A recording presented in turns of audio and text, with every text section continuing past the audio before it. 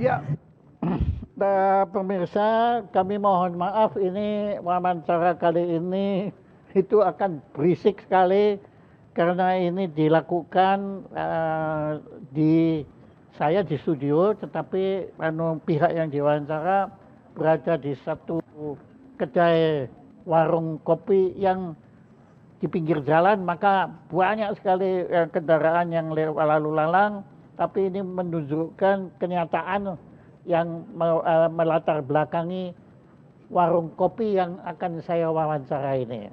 Halo Mas Cecep, Pak, bisa dengar saya ya? bisa Pak, ya. Oke, nah kita angkat.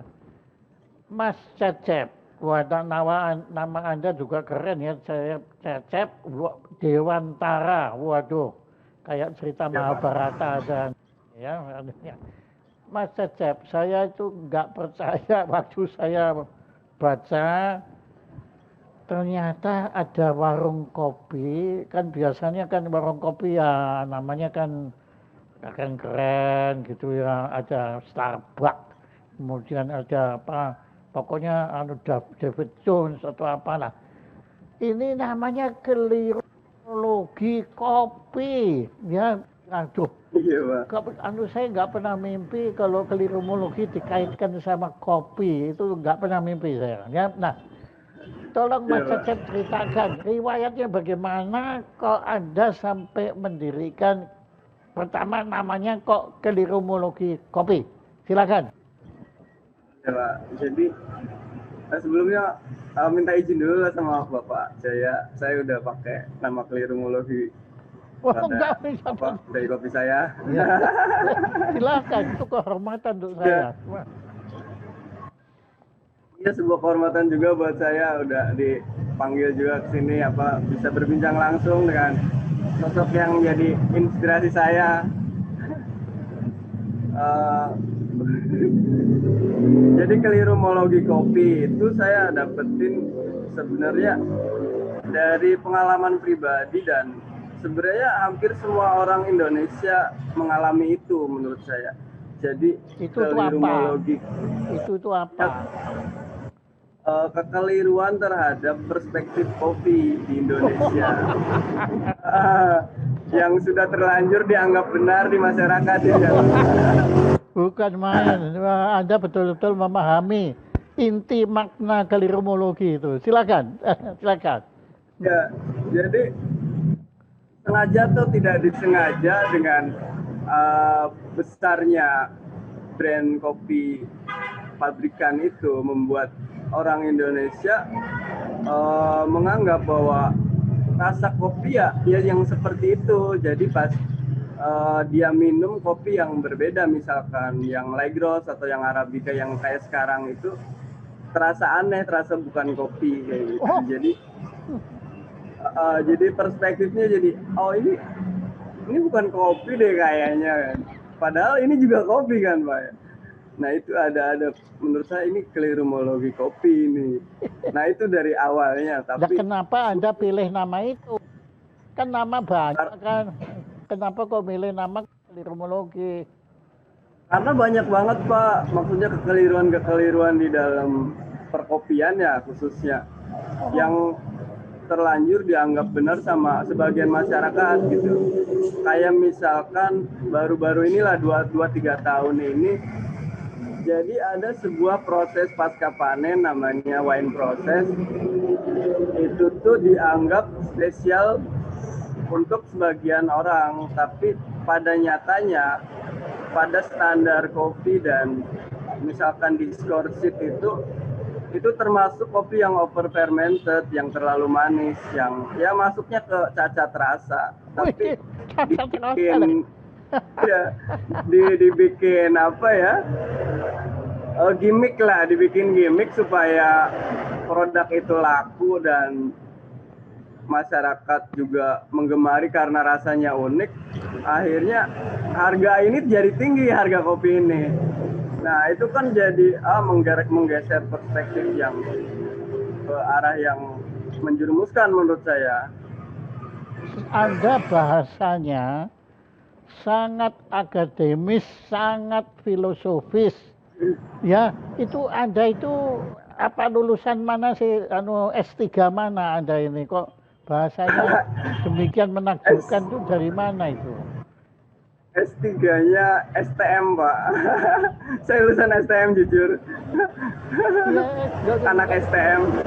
tapi Anda kok bisa tahu istilah cacat cacat mutu, kemudian Anda bisa tahu istilah proses-prosesnya itu dari mana? Saya sendiri nggak tahu gitu. Jadi mungkin karena keterbatasan ekonomi di keluarga, mungkin dulu mengharuskan saya nggak melanjutkan sekolah, akhirnya putus sekolah cuma di SMA. Tapi alhamdulillahnya saya terus belajar di luar dan menemukan kayak circle yang bagus buat terus belajar. Nah, mau terus itu belajar. Menarik sekali. Anda menemukan circle. Istilahnya Anda sudah pakai circle, geometris kan ini jadi. Itu apa yang Anda maksud dengan circle untuk belajar? Jadi kayak teman-teman atau lingkungan saya bergaul dan berteman. Apalagi di perkopian saya banyak banget dapat ilmu, dapat wawasan dari teman-teman yang akademisnya lumayan tinggi-tinggi. Saya belajar dan mereka dengan senang hati men-share itu. Nah, membagi. Kok kan di dunia ini kan banyak hal untuk dipelajari. Kenapa Anda kok melajari kopi? Awalnya sih karena dulu tuh saya suka musik. Dan selera musik saya yang jarang digemari sama anak-anak kebanyakan. Apa? Dan di coffee shop cenderung seleranya sama dengan selera musik saya. Apa? Jadi di situ musik saya ngerasa apa yang Anda gemari itu apa? Ya kayak indie pop, new wave gitu-gitu. British pop gitu. Oh. Ya kan anak-anak muda pada zaman itu lebih di ke musik-musik cadas kan, Pak. Katanya aliran Jokowi ya. Aduh.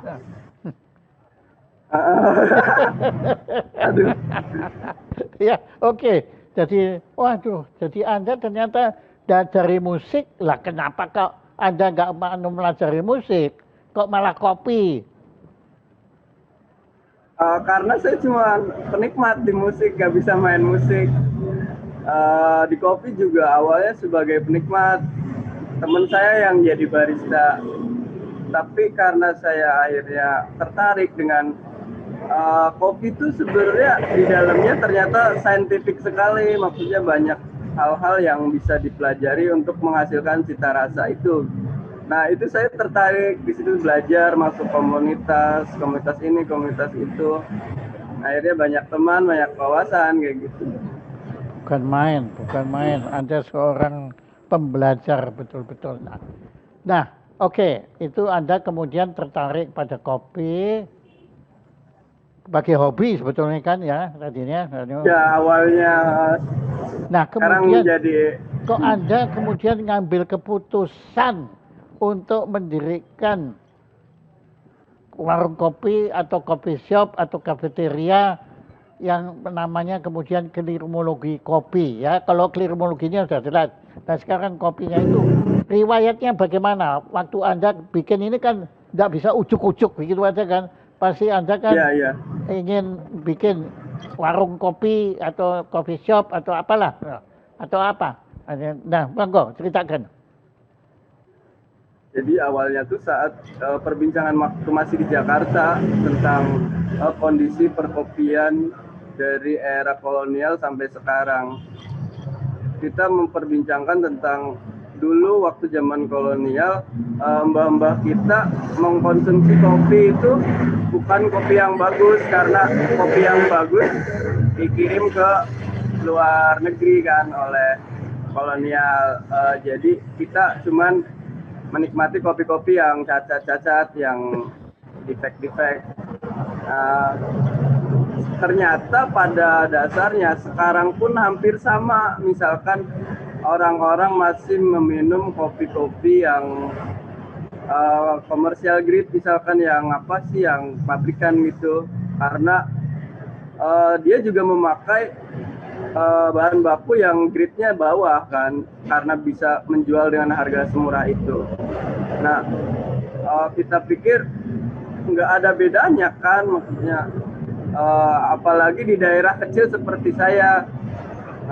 Akhirnya tercetuslah mimpi bahwa saya pengen mengenalkan kopi, cita rasa kopi Indonesia yang di luar sangat terkenal, tapi di daerah sendiri orang-orangnya nggak pernah minum kopinya, nyicipinya pun nggak pernah, malah terkeliru mologikan gitu.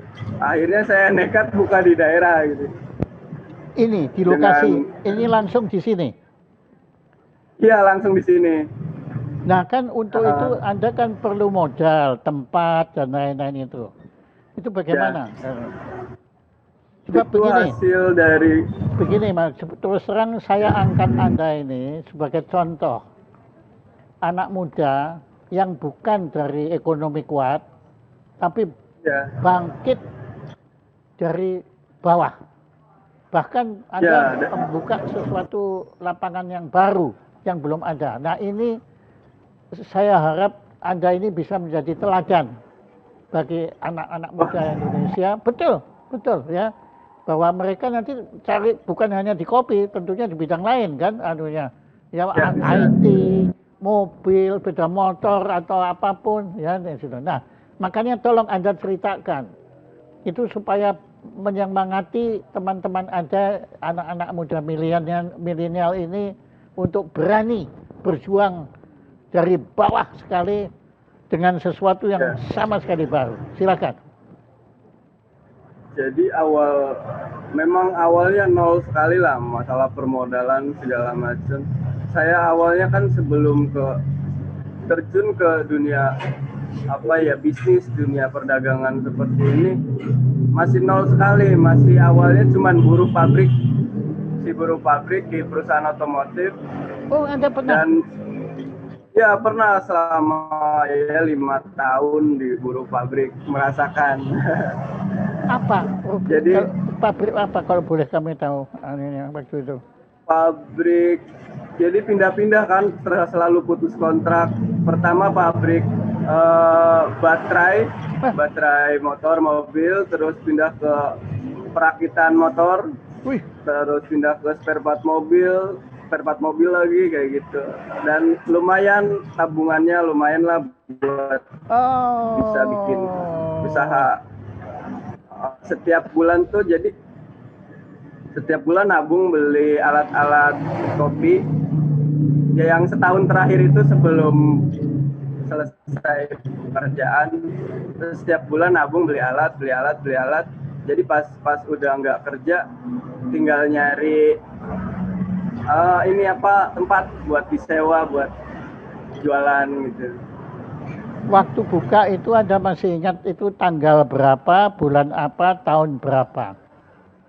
Tanggal 25 Desember 2015. Wih, hari Natal. Ya, kalau kata teman-teman tuh Maulid Nabi Isa. Oke, nah Anda Maulid ya bener.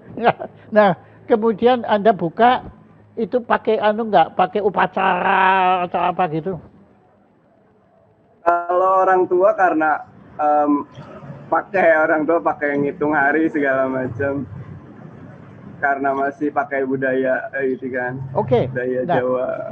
Tapi maksud saya, apakah kemudian ada selamatannya, kemudian teman-teman diundang sanak keluarga untuk mendoakan agar ini sukses atau bagaimana?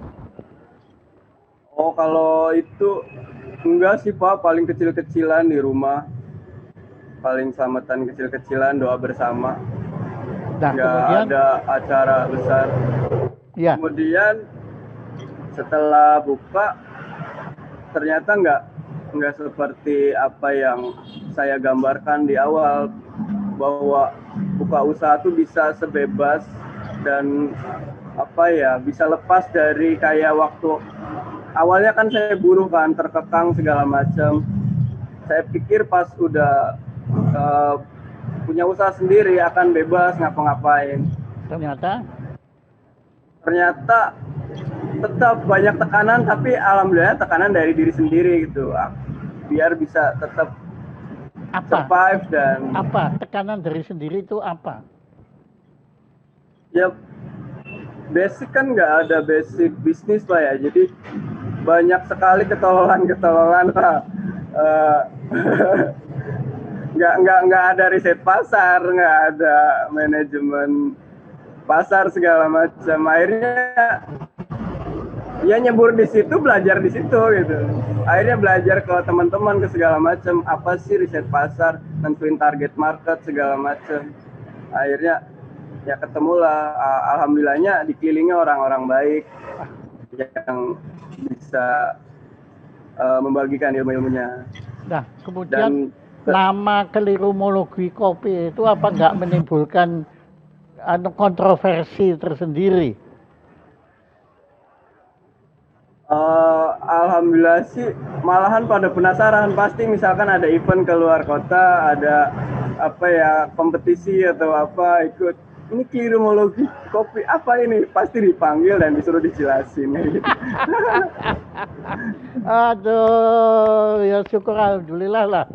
Kalau saya tadinya ini anak gila, karena waktu saya bikin kelirumologi itu yang protes itu banyak, apa-apaan ini kok ada ilmu kok kelirumologi. Saya bilang yang bilang ilmu juga siapa, saya bilang.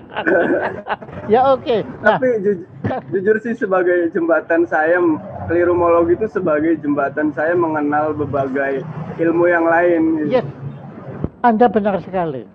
Kelirumologi itu sebenarnya semua ilmu itu kelirumologi semua ada, apapun, psikologi, sosiologi, ekonomi, itu selalu mempelajari kekeliruan, kemudian diperbaiki anunya. Iya benar. Itu bagus sekali. Nah, kemudian tetapi kalau dilihat dari rugi laba itu, ya Anda sudah berapa tahun sekarang? Sudah 3 tahun ya? 5 berarti. Waduh, 5 tahun. Artinya mestinya Anda untung tuh. Kalau nggak untung kan nggak mungkin kan Anda bisa bertahan kan.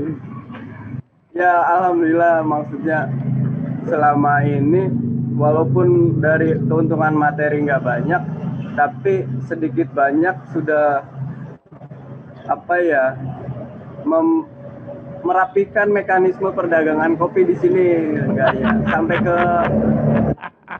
ke petani. Oh, jadi petaninya kan bisa ya?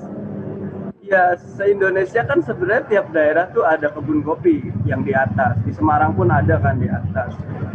Di Subang ada, di Brebes pun ada, Robusta, Arabica pun ada. Nah, kita mulai dari datang ke sana dan memberitahu bahwa kopi itu luas loh, ada grade ini, Bapak bisa kelola, dan kita siap nampung yang grade yang fine-nya atau yang specialty-nya untuk di kedai-kedai kopi. Nah, akhirnya kita mulai rapikan, jadi yang specialty buat ke saya yang di roasting, karena di sini juga udah roastery juga, yang lain. Dan yang grade sisanya, grade bawahnya petani sendiri yang mengelola, jadi bubukan. Jadi bisa dijual sendiri dengan produk langsung jadi, dan pastinya menaikkan sisi ekonomi mereka. Wah, pengaruh kopi ini bukan hanya untuk pribadi Anda, tetapi ternyata juga melibatkan petani-petani. Ya, dan petani dan kedai-kedai kopi lainnya yang membutuhkan suplai kopi kan. Jadi kita memakai ya persaudaraan, link persaudaraan kayak gitu, bareng-bareng apa ya, sejahtera bersama, maju bersama gitu.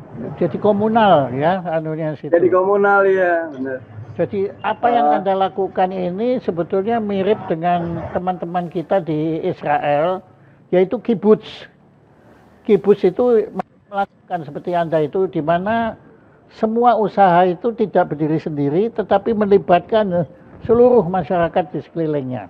Hebat sekali, hebat sekali, bagus sekali. Anunya dan apakah?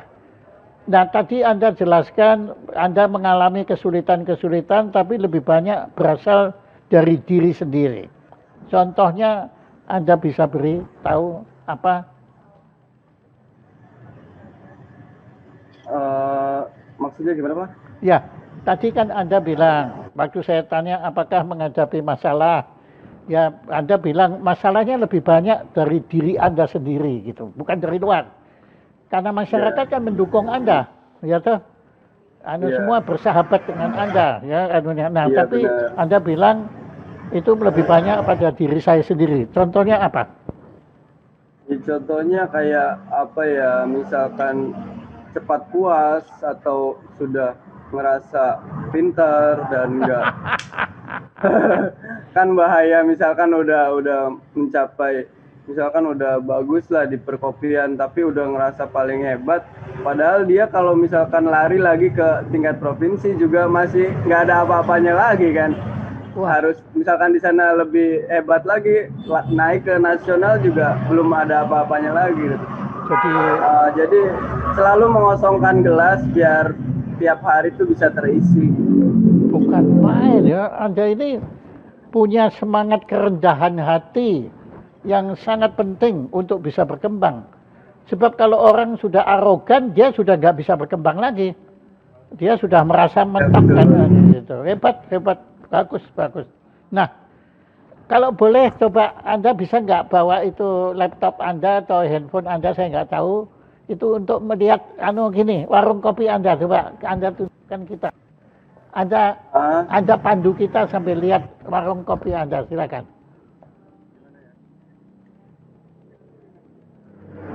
Telepon 3, Pak.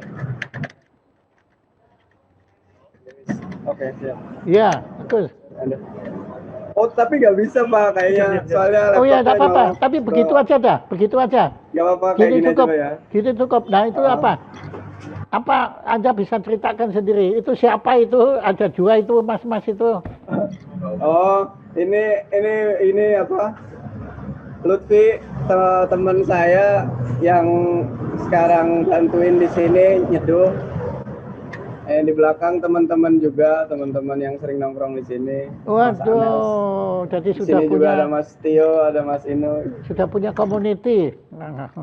Iya Pak, soalnya menekankan apa ya di sini kekeluargaan lah. Iya. Paguyuban. Nah, Mas Cecep, maaf tadi gara-gara Anda. Halo? Oke. Halo Mas Cecep. Ya, halo. Ya, Mas Cecep, gara-gara tadi Anda menunjukkan saya markas besar Anda tadi, saya maka kita terputus, tapi nggak masalah, ya. Kami sudah dapat inspirasi yang hebat sekali tentang Anda, mengagumkan sekali ya. Ternyata Anda Klirmologi Kopi ini bukan untuk diri Anda sendiri, tapi Anda ikut membina para petani, bahkan warung-warung kopi kecil lainnya itu diajak untuk bangkit bersama. Sebetulnya Anda ini bisa menjadikan Klirmologi Kopi ini loh, apa itu kayak apa namanya, franchise. Ya bisa loh itu, nama itu ya bukan karena nama itu saya yang tapi Anda bagus sekali tadi, dan cara Anda berpikir itu sangat sistematis. Nah, ini saya akan memberi ini Mas Cecep, ini nanti bisa Anda pasang di. Wah, terima kasih banyak Pak. Markas besar Anda pertama yaitu ada dua maksudnya. Yang pertama adalah dari Jaya Suprana Institute. Dengan penuh kerendahan hati kami mempersembahkan terima kasih dan penghargaan kepada Cecep Dewantara. Waduh, namanya yang satunya. Yang telah berkenan menjadi narasumber utama pada acara gelar bicara Jaya Supranasio. Ya, ini Anda, nah ada tanda tangannya ini nanti Anda bilang ini yang bikin nama gara-gara Virologi, ya, ya. Nah, ya, di sini Iya, ini Pak. Terima nanti kasih kami banyak. kirim ke Anda, ya. Siap, Dan siap. Anda silakan pasang di warung bersejarah Anda Ya. itu, ya. Siap. Karena Pasti ini, nah, dipasang. kemudian yang kedua, Mas, nanti dulu ini. Yang kedua agak lebih keren. Itu, aduh. Wih. Rekor, rekor apa itu? Mas Cecep, Waduh. ini Iya, Pak. bukan rekor sembarangan tapi rekor dunia. Karena di dunia belum ada keliru kopi, nggak ada anunya, ya, Iya. anunya. Terima Jadi, kasih banyak, Pak. Aduh. ya, mau saya sendiri sampai nggak percaya kok Anda bisa bikin warung kopi kok namanya kelirumologi. Gendeng apa Anda ini, anunya, ya. Jadi di sini ini rekor dunia muri, piagam penghargaan Museum Rekor Dunia Indonesia. Dianugerahkan Penghormatan. atas rekor dunia gerai kopi kelirumologi pertama di dunia. Dan dianugerahkan kepada siapa lagi kalau bukan yang satu-satunya, yaitu Cecep Dewantara. Tepuk tangan yang dulu.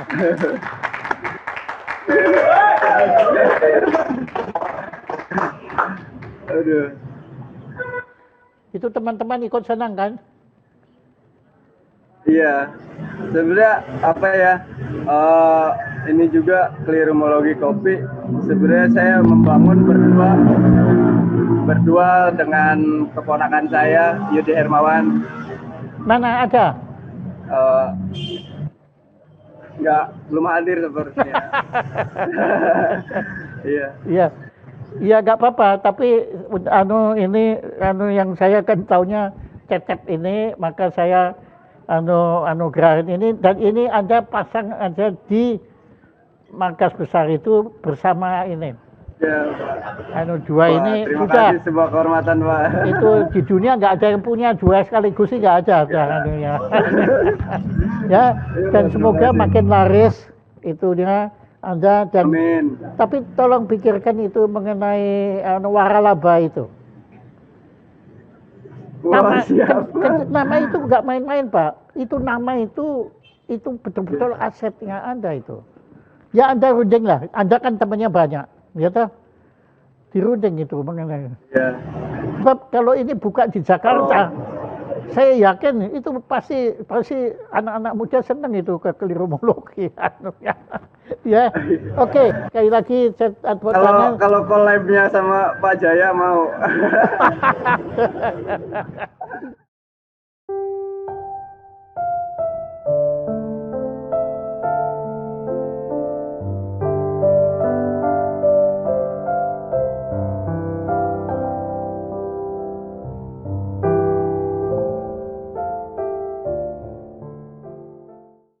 Halo, Mbak Bunga. Halo, selamat siang, Pak. Ya. Anda adalah, bentar supaya saya nggak keliru. Bunga Sania Putri. Anda adalah desainer dari emoji. Nah, boleh Anda cerita sebenarnya Imaji Studio itu apa, dan peran Anda di Imaji Studio sebagai fashion and designer itu meliputi bidang apa saja? Silakan, Mbak Bunga, silakan. Pertama-tama terima kasih banget udah diundang di Jaya Suprana Show. Suatu kehormatan bagi saya dan Imaji Studio.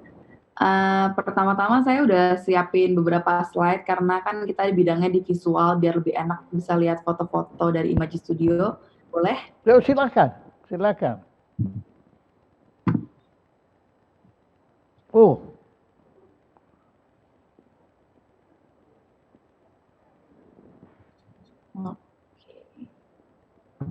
kelihatan, Pak. Oke, kelihatan Imaji Studio towards sustainability. Silakan. Ya, Pak, cerita sedikit tentang Imaji Studio di 6 tahun terakhir, karena Imaji Studio itu terbentuk di 2015 oleh founder kita, Syari Semesta dan Liris Alvina. Sorry.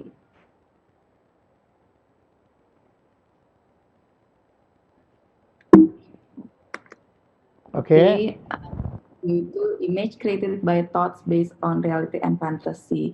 Jadi ada 3 pilar yang sebagai pegangan Imaji Studio, yaitu culture, nature, dan art. Dari produk kita sendiri semuanya terinspirasi dari kultur, dan penggunaan dan pembuatan produk kita semua dari pewarnaan tradisional, pewarnaan alami dari alam, dan kita membuat art dari produksi itu menjadi kain-kain tradisional yang dibungkus menjadi sesuatu yang kontemporer.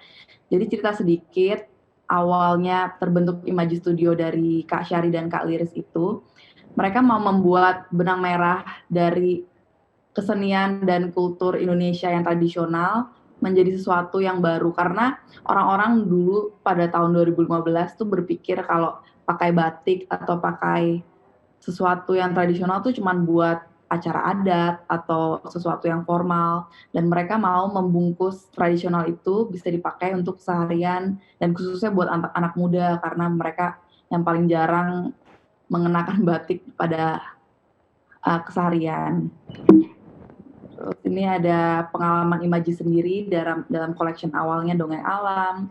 Dulu kita tuh sebagai fashion brand dan untuk baju wanita, tetapi sekarang seiring waktu kita baru sadar kalau kita mau memperluas ke busana pria juga. Jadi kita sekarang udah unisex dan lebih fokusnya ke fabric studio dibanding fashion brand karena lebih cocok dengan identity dari Imaji sendiri.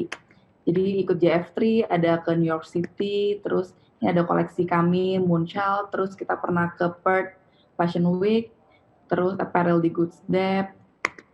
Terus ini pada tahun 2017 Imaji sadar kayak kurang nyambung dengan identity kita kalau ikutin sistem fashion. Jadi kalau sistem fashion itu launching dalam setahun bisa 2 kali di spring summer dan fall winter. Nah itu terlalu costing buat Imaji. Jadi kita mau membuat sistem sendiri di luar fashion itu. Jadi kita dari branding, logonya dari yang bawah menjadi yang atas, lebih berstruktur dan lebih mempersembahkan fabriknya dan kainnya sendiri di Imaji. Terus ini kita mempunyai banyak banget kolaborasi dalam sistem Imaji. Pernah newsnya kalau di Coachella, acara di Amerika. Terus kita kolaborasi dengan We The Fest, salah satu musik festival di Indonesia. Kita juga membuat apparel lifestyle, yaitu seperti selimut, aksesoris untuk furniture di rumah di Hotel Monopoly. Selanjutnya Hop for Life, Tengah by STBD, dan kita membuat kerjasama dengan Ottoman Coffee, membuat tas. Terus ini kita juga pernah mewakili Indonesia di Moscow Festival. Lalu ini yang paling baru, ini Jenggala, Kisah Nalu dan Rani, collection kita di 2020. Jadi bisa dilihat desainnya lebih simple dan bisa dipakai semua kalangan masyarakat. Jadi kita lebih menjual seni di kainnya daripada di desainnya. Terus sebenarnya Imaji itu bisa menjalar ke seluruh produk yang berhubungan dengan kain. Tetapi yang udah ada sekarang ada women's apparel, men's apparel, fashion accessories, home living, dan Imaji Zero Waste. Zero Waste itu artinya kita menggunakan sampah-sampah limbah sisa kain dari produksi, kita olah lagi menjadi sesuatu yang baru dan bisa kita jual. Jadi itu meminimalisir sampah kita dan juga membuat second brand kita yang harganya lebih terjangkau. Lalu ini beberapa koleksi kita dari dulu sampai sekarang. Ini busana wanita, busana prianya, dan ini beberapa aksesoris, ada scarf, scrunchie, dan anting-anting dari kain-kain bekas kita. Lalu ini juga home and living, ada buat bantal, buat selimut, dan furniture lainnya. Terus ini ada beberapa pieces aksesoris yang kita bikin buat menjadi aksesoris fashion show. Ini juga sama. Dan ini beberapa bahan ingredients yang kita gunakan. Jadi kan kita sangat menjunjung tinggi penggunaan alam. Jadi pewarna kita juga semua tidak ada yang dari kimia, semuanya dari indigo, dari kayu secang. Ini untuk membuat warna merah, warna kuning. Lalu ada warna hitam dari daun bungur, ketapang buat warna abu-abu dan coklat. Jadi kita hanya memiliki 6 warna ini. Untuk mendapatkan warna lainnya di dalam kain, kita mencampur warna. Dan tekniknya itu kita dapat dari pengrajin kita di Bali. Lalu ini beberapa foto proses pembuatan kain kita. Ada yang dicelup, ada yang dituang, ada yang di airbrush seperti ini untuk membuat motif macan di koleksi jenggala kita. Ini juga prosesnya dicelup oleh pengrajin kita di Bali. Nah, ini kita mau cerita sedikit kunci dari Imaji sendiri, yaitu sustainability. Ada di environment, society, ekonomi, dan lifestyle.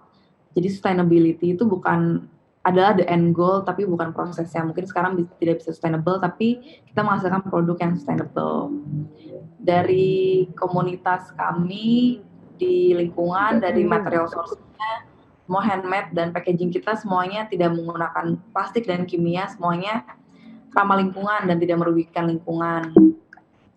Lalu dari supplier kita, kolaborator kita juga memilih yang mempunyai value yang sama dengan Imaji. Kita ada Tarum dan Pagi Motley yang ada di Bali dan konveksinya di Jakarta. Kita memilih yang lebih quality dan bukan quantity. Kita juga kolaborasi dengan banyak brand, event, community, artis lainnya. Lalu untuk ekonomi, marketing ekonomi kita sangat transparansi kepada konsumer kita, dan kita juga paling mentok tuh cuman produksi 2 lusin karena kita tidak mau banyak waste dari produksi kita, dan kita pakai sistem restock buat pieces-pieces yang banyak penggemarnya. Lalu untuk lifestyle, dari pengrajin sampai pekerja kreatif di Imaji Studio, semuanya kita mencerminkan value dari Imaji Studio sendiri. Jadi dari lifestyle, kita sangat mindful. Lalu beberapa kelebihan dan kelemahan dari Imaji sendiri, karena kita sangat berpikir tentang proses pembuatan kain-kain dan produk kita, jadi itu memang agak mahal, tapi tetap unik. Terus kita sangat membangun dari tradisi Indonesia, makanya kita juga memberi banyak knowledge bagi pelanggan customer kita. Dan ini slow fashion tuh artinya kita membuat slow fashion yang terinspirasi dari Indonesia, tetap menggunakan etika-etika yang tidak merugikan lingkungan. Lalu ini keluarga dari Imaji sendiri, ada Syari Semesta sebagai founder dan PR, Liris Alvina sebagai founder dan creative director, ada Leo Pradana co-founder, dan yang lebih bekerja di produksinya. Lalu ada Thalia, operational officer, dan saya sendiri Bunga Shania sebagai fashion designer dan research development, dan Jasmine Wilson yang ada di Bali sebagai aksesoris designer dan research development. Ini beberapa job desk yang lebih jelas lah ya untuk keluarga Imaji. Urip iku urup, jadi urip artinya kehidupan, urup artinya menyala. Jadi hiduplah dengan menyala. Itu aja dari saya. Terima kasih. Ya, terima kasih Mbak Bunga, karena sangat jelas semua. Nah, Anda sebagai desainer itu kan biasanya kan pendidikan desainer fashion kita ini kan orientasinya kan ke Eropa, ke Barat, ke Paris, ke Roma dan lain-lainnya. Apakah Anda mengalami semacam konflik atau benturan antara kebudayaan Barat itu dengan kebudayaan batik yang pada hakikatnya motif-motifnya kan itu akarnya lebih banyak berakar di Asia, terutama justru dari geometrik Islam. Nah, apakah Anda mengalami itu konflik atau benturan? Saya nggak bilang itu masalah, bukan problem, itu bahkan bisa menjadi energi. Silakan Mbak Bunga. Ya, terima kasih. Itu tantangan terbesarnya sih, karena tren-tren fashion di Indonesia tersendiri diambilnya juga dari Eropa, dari Paris, dan segala macam. Tapi dari Imaji sendiri, biar kita bisa menghasilkan produk yang banyak penggemarnya, kita benar-benar fokus di motif, di batiknya, dan di bungkusnya, di dalam produk yang berbentuk lebih modern, dan kita ambil inspirasinya banyaknya dari Jepang, dari siluet-siluet bajunya, dari produk-produk kita. Jadi kita benar-benar fokus batiknya tuh di motifnya aja, tapi produknya sendiri dari baju-bajunya tuh masih bisa buat keseharian pakainya, seperti itu. Apakah ada batasan antara yang tadi dibilang batik yang sifatnya formal untuk pertemuan-pertemuan, pesta-pesta, dengan batik yang sifatnya informal, yaitu untuk sehari-hari itu? Apakah ada itu batasannya? Ada Harus banget begini sih. atau harus begitu? Gitu. Oh, oke. Buat batasan sih ada banget, karena batik kan ada ceritanya masing-masing dan biasanya dipakai untuk adat tertentu, untuk acara tertentu, seremoni tertentu. Jadi buat keseharian kita nggak ambil jiplak batik yang sangat tradisional seperti wayang dan lain-lain. Jadi kita ambil juga teknik batiknya untuk membuat motif-motif yang lebih kontemporer. Jadi nggak terlalu formal kelihatannya, jadi bisa dipakai hari-hari. Apakah kalau itu desainnya formal, apakah anak-anak muda itu ada keengganan untuk mengenakannya? Nah, kebetulan sekali nih Pak, buat perkembangan tahun ke tahun itu bisa terlihat jelas kalau anak-anak muda tuh sangat mengapresiasi batik, karena kebetulan tren-tren buat 2019, 2020, karena saya juga tren forecaster kan yang buat nyari-nyari apa kemauan dari konsumer. Jadi sekarang anak-anak muda udah mulai berani pakai kain, pakai sarung, pakai batik buat keseharian. Jadi benar-benar menguntungkan Imaji sendiri yang masih membawa batik itu dari 2015. Jadi sangat untuk ada pengaruhnya terhadap, ya kita ngomong aja langsung, terhadap tiras pasar atau omsetnya Imaji itu belakangan itu meningkat, bisa ditafsirkan begitu? meningkat juga, dan dari konsumer kita, dari ibu-ibu, anak muda tuh, anak mudanya sangat naik sih. Banyak yang tambah melirik Imaji begitu. Wah, bagus sekali, bagus sekali. Dan itu sulit sekali. Karena saya masih ingat itu dulu kira-kira awal tahun 2000-an, itu waktu Ibu Ella itu kan sangat mengagumi batik dan sangat mengagumi busana tradisional Jawa. Itu waktu beliau mulai menggunakan itu menjadi bahan tertawaan dari anak-anak, terutama anak-anak muda yang dianggap, idih,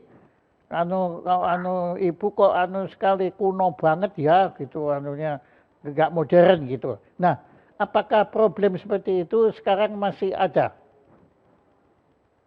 Wah, syukurnya udah tidak ada, karena malah pakai batik tuh keren, karena sekarang juga udah mulai berpindah kepada lokal brand, udah nggak selalu brand dari luar. Sekarang udah ada namanya local pride. Waduh, itu berarti bangga. Keren, ya keren. Ya, sekarang juga masa pandemi banyak banget bisnis kecil yang muncul kan. Oh, nah, itu lokal. Jadi pandemi ini memiliki dampak positif? Banyak juga positif ya Pak, ternyata. Malahan orang mulai melirik brand-brand lokal yang ada di Indonesia. Jadi kelihatannya virus corona ini berpihak pada lokal ya. Lumayan. Kalau gitu saya nggak salah dong kalau saya selalu ini, saya mau pesta mau apa selalu pakai batik. Nggak salah dong. Banget Pak, jadi Bapak udah fashion icon lokal sekarang. Oke, nah tadi kan disebut weakness, ya di samping saya kagum gitu, biasanya perusahaan itu nggak ada yang mau ngaku kalau weak, ya Tapi Ya, Pak. saya lihat sebetulnya bukan weakness, itu adalah kendala-kendala yang Anda hadapi di situ. Nah, kalau menurut saya kan tadi cukup banyak itu. Itukah apakah urutannya tuh 1, 2, 3, 4 itu berdasar berdasar tingkat kesulitannya atau itu acak aja? Jadi sebetulnya kalau menurut pendapat Anda pribadi, apa kendala yang paling berat yang dihadapi usaha anak-anak muda ini? Silakan. Itu kendalanya lebih dari luar ke dalam. Jadi kendala yang didapat dari konsumer sampai ke Imaji sendiri. Dari yang pertama tadi kan harganya lebih agak mahal karena pasar kita kan anak muda yang ya pendapatannya kurang banyak. Karena untuk mendapatkan hasil jadi produk koleksi kita tuh melalui banyak banget cerita, melalui perjalanan yang sangat panjang. Dari research tentang kebudayaannya sendiri, mulai ditransisiin ke pakaian, ke kain, lalu proses pewarnaannya dari pengrajin tradisional dengan cara tradisional. Makanya itu yang membuat harganya terlampau agak mahal karena kita juga produksinya juga tidak terlalu banyak karena sangat limited seperti itu. Terus buat di dalam imajinya, bagaimana caranya dengan budget sekian kita harus tetap memegang value tersebut, masih memakai cara-cara tradisional, kain-kain yang alami. Sedangkan kain alami juga harganya tuh lebih tinggi dibanding kain-kain yang ada di pasaran yang udah menggunakan polyester dan sebagainya. Lalu kita juga sangat menseleksi pihak-pihak yang mau kita kolaborasiin kan, karena Imaji sendiri juga banyak yang diundang kayak kolaborasi dengan ini, dengan itu. Tapi kita juga sangat seleksi karena kita masih berpegang teguh dari nilai Imaji Studio sendiri, itu dari luar ke dalam gitu. Wah, hebat sekali. Nah, tapi di Imaji ada nggak bagian marketing buildernya yang membangun selera masyarakat dan kesadaran masyarakat marketingnya itu? Buat divisi di Imaji sendiri kita kan baru ber-7, 8. Jadi sebenarnya rata-rata sih dikerjainnya bareng-bareng. Oke, gotong royong. Oke. Nah, saya kira problem yang Anda hadapi ini dulu juga dihadapi oleh perusahaan-perusahaan ya fashion design yang harganya selangit itu, ya Hermes dan lain-lain itu, ya mereka itu justru mendidik masyarakat untuk sadar bahwa mereka untuk mendapatkan satu produk yang benar-benar bermutu itu harganya memang tinggi. Ada nggak upaya ke situ? Sebab itu kalau didiamkan saja itu lama-lama akan menggerogoti daya tahan Imaji sendiri kalau konsumennya itu masih kecil, kemudian keuntungannya juga masih kecil, tetapi kuantitas konsumennya tidak bertambah. Nah ini saya kira perlu Imaji ini menyadari problema itu sebagai tantangan. Ada nggak pikiran ke situ untuk lebih fokus lagi? Kalau saya lihat di bidang di fashion ada Anda, sudah beres, ya toh. Tadi di public relation ada Mbak Sari, beres. Ya di produksi ada Mas Leo, beres. Ya semua ini kan tonton. Nah, yang saya lihat marketingnya kok belum ada yang di situ. Atau ya tadi marketingnya rame-rame, dikeroyok bersama. Monggo, silakan Anda tanggapi karena setiap perusahaan kan problemnya lain. Silakan. Benar-benar.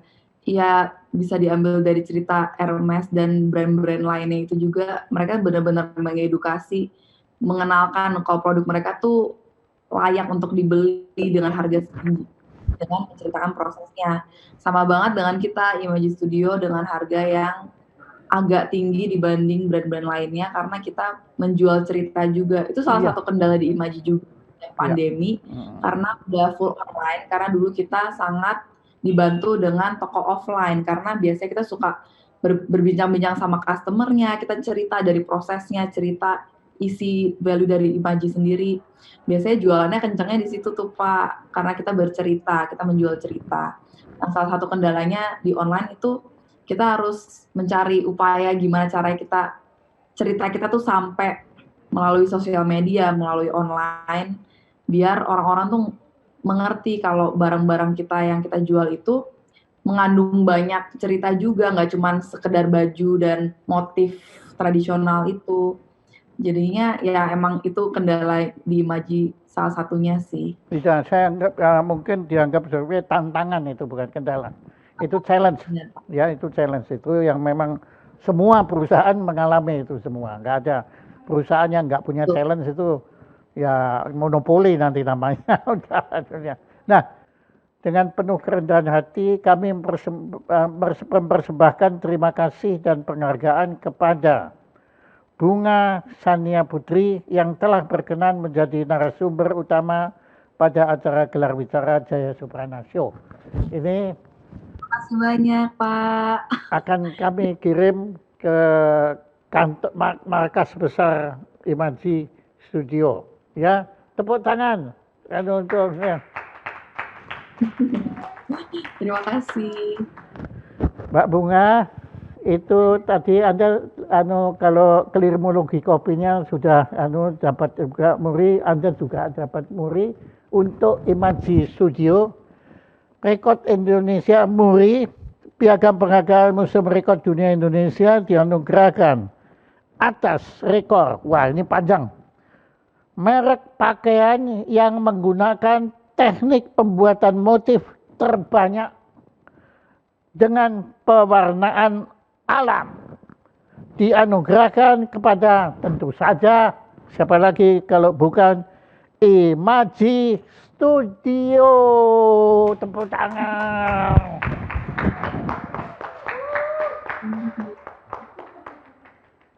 Mau nggak?